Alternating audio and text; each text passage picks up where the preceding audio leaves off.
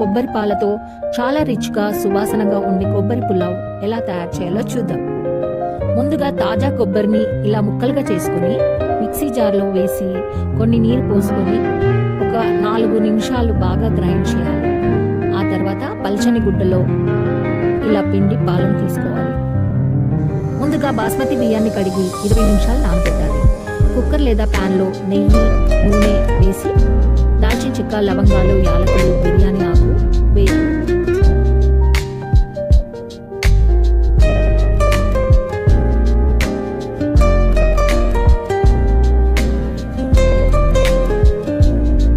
అవి వేగాక ఉల్లిపాయలు, పచ్చిమిర్చి వేసి లైట్ గోల్డెన్ అయ్యే వరకు వేయించాలి.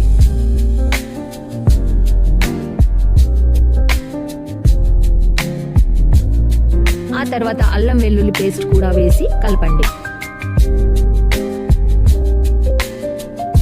ఇప్పుడు మనం ముందుగా ప్రిపేర్ చేసుకున్న కొబ్బరి పాలను కూడా వేయాలి.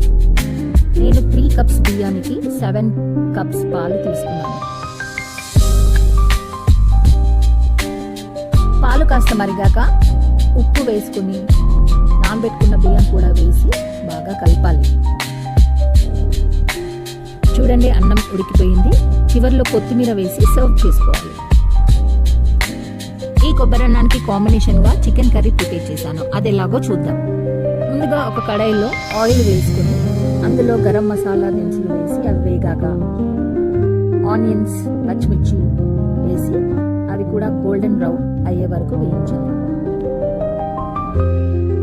ఆ తర్వాత అందులో అల్లం వెల్లుల్లి పేస్ట్, ఆనియన్ పేస్ట్ వేసి బాగా కలపాలి.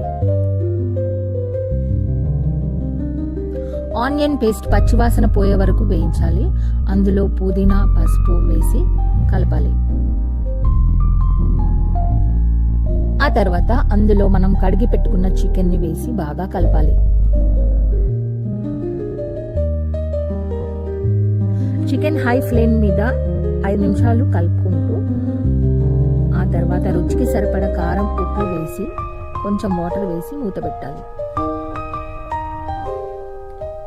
చికెన్ ఉడికిన తర్వాత అందులో గరం మసాలా, చికెన్ మసాలా, ధనియాల పొడి వేసి బాగా కలపాలి.